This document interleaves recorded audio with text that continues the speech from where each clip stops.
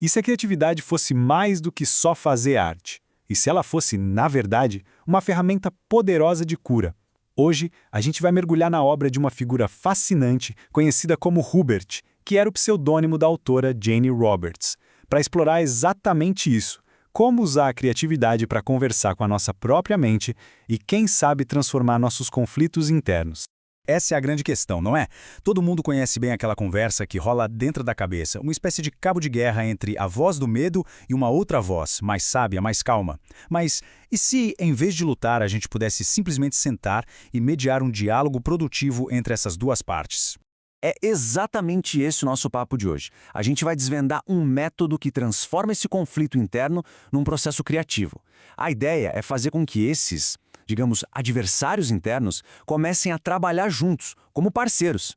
Bom, vamos lá. Para entender isso, a gente começa com o caso do próprio Hubert. A sua obra poética, chamada Diálogos, era muito mais do que poesia. Era, na verdade, um método terapêutico profundo que ele usava para se entender e se curar. Olha só, esse slide mostra perfeitamente as duas forças que o Hubert tentava reconciliar.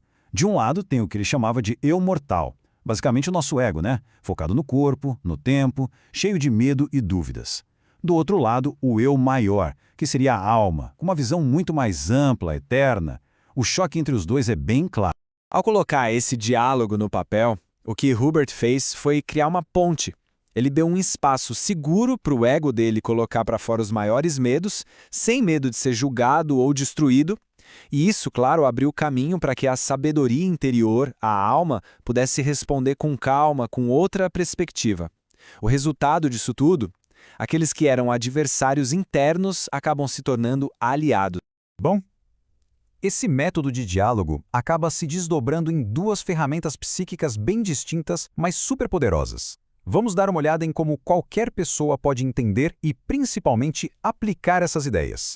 Então, o ponto-chave aqui é que os dialogues não são só poemas. Eles são uma técnica bem estruturada. É o ato de usar a criatividade para construir essa tal ponte, sabe? Para pegar um conflito que é invisível, interno, e transformar em algo visível, algo que dá para gerenciar. E isso nos leva direto ao segundo conceito, que é genial: the speakers, ou os oradores. Pensa neles como tradutores. São eles que pegam os dados internos, sabe, a intuição, os sentimentos, os sonhos, e traduzem para a linguagem do nosso mundo físico, seja através de palavras, de arte, de música.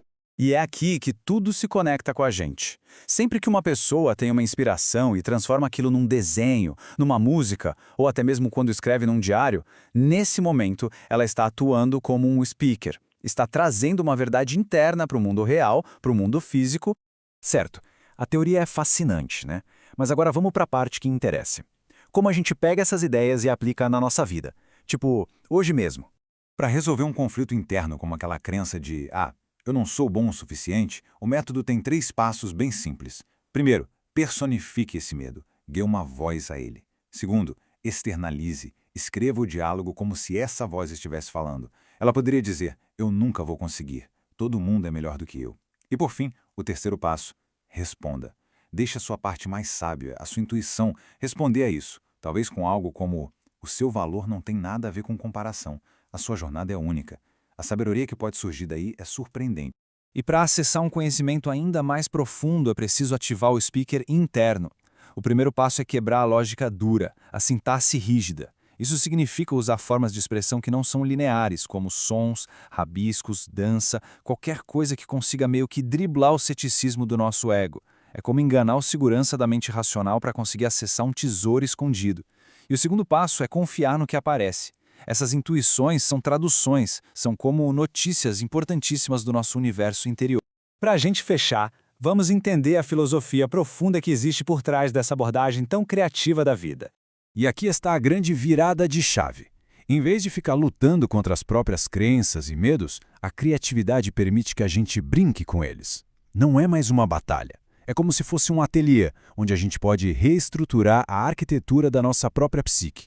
Essa metáfora do material de Hubert resume tudo de forma perfeita. Os nossos pensamentos e crenças não são fatos escritos em pedra. Eles são as cores na nossa paleta. E a vida é a tela em branco, só esperando por essas cores.